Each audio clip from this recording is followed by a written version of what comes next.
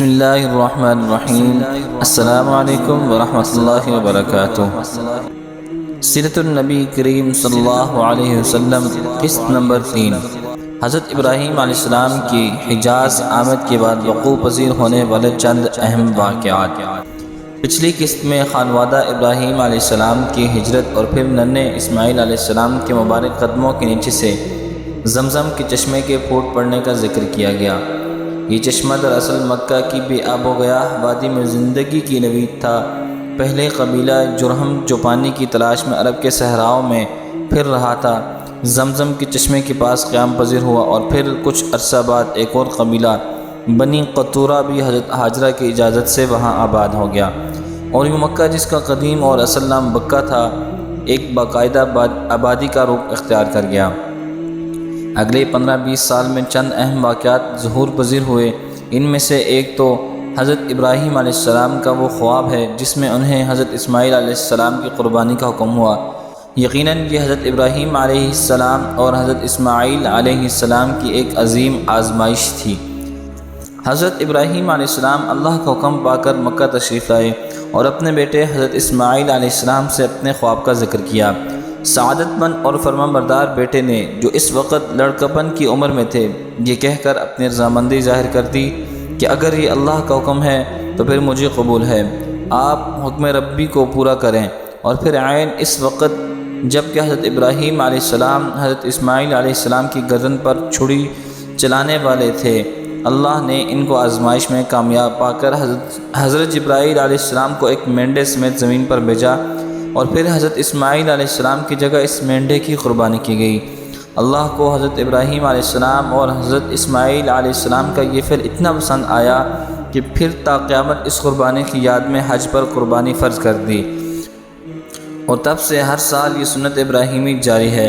اور عید الاضحیٰ کے دن لاکھوں مسلمان اللہ کی راہ میں جانور قربان کر کے اس عظیم قربانی کی یاد تازہ کرتے ہیں۔ حضرت اسماعیل علیہ السلام مکہ میں ہی فوت ہوئے، اور ایک روایت کے مطابق وہ اور ان کی والدہ حضرت ہاجرہ بیت اللہ کے ساتھ حتیم میں مدفون ہے، واللہ عالم۔ دوسرا اہم واقعہ خانہ کعبہ کی از سر نو تعمیر تھی۔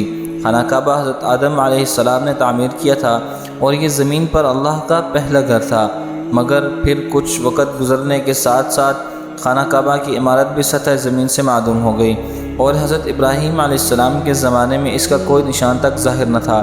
لیکن پھر اللہ کے حکم پر حضرت جبرائیل علیہ السلام نے حضرت ابراہیم علیہ السلام کی خانہ کعبہ کی بنیادوں کی طرف نشاندہی کی، اور آپ نے اپنے بیٹے حضرت اسماعیل علیہ السلام کے ساتھ مل کر خانہ کعبہ کی پرانی بنیادوں پر تعمیر کی۔ اللہ کا یہ گھر ایسا سادہ تعمیر ہوا کہ اس کی نہ چھت تھی، نہ کوئی کواڑ، اور نہ ہی کوئی چوکھٹ یا دروازہ۔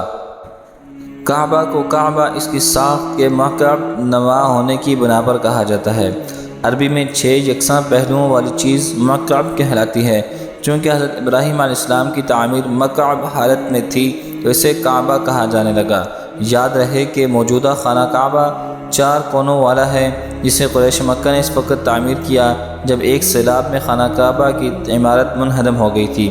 اس کا ذکر آگے آئے گا۔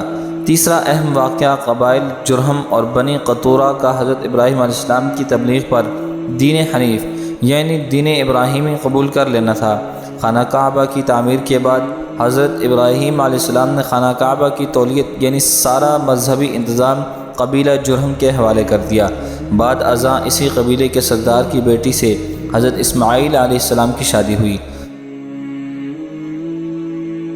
جب کچھ پشتوں بعد نسل اسماعیل علیہ السلام پھلی پھولی تو پھر خانہ کعبہ کا سارا انتظام خود آل اسماعیل نے سنبھال لیا۔ کچھ عرصہ گزرا تو ایک اور قبیلہ ایاد مکہ پر حملہ آور ہوا اور شہر پر زبردستی قبضہ کر لیا، اور اسی دوران بنی اسماعیل کے بہت سے قبائل کو مکہ سے نکلنا بھی پڑا۔ تاہم بعد میں یمن سے آنے والے ایک اور قبیلہ بنو خزاعہ نے مکہ کو بنی ایاد سے آزاد کرا لیا۔ حضرت اسماعیل علیہ السلام کی نسل سے قصا بن کلاب وہ نامور بزرگ گزرے ہیں جن کی شادی بنو خزاعہ کی رئیس کی بیٹی سے ہوئی تھی، جنہوں نے خانہ کعبہ کی تولیت واپس لینے کے لیے جد و جہد شروع کی، اور بالآخر بنو خزاعہ کی بہت سی مخالفت کے باوجود اس مقصد میں کامیاب ہوئے۔ انہوں نے خانہ کعبہ کی تولیت کا انتظام پھر سے ملنے پر قدیم عمارت گرا دی اور خانہ کعبہ کو نئے سرے سے تعمیر کرایا، اور پہلی بار کھجور کے پتوں کی چھت بھی ڈالی۔ در حقیقت قصہ بن کلاب ہی وہ بزرگ تھے جنہوں نے مکہ کو ایک خانہ بدوشانہ شہر سے بدل کر ایک منظم ریاست کی شکل دی۔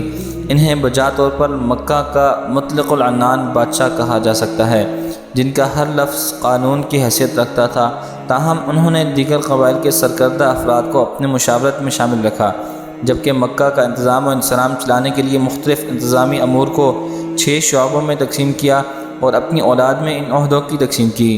یہ نظام بڑی کامیابی سے اگلے 150 سال سے زائد عرصے تک چلا، اور پھر بعثت نبی صلی اللہ علیہ وسلم کے بعد جب مکہ فتح ہوا تو اسے اسلامی اصولوں اور بنیادوں پر تبدیل کر دیا گیا۔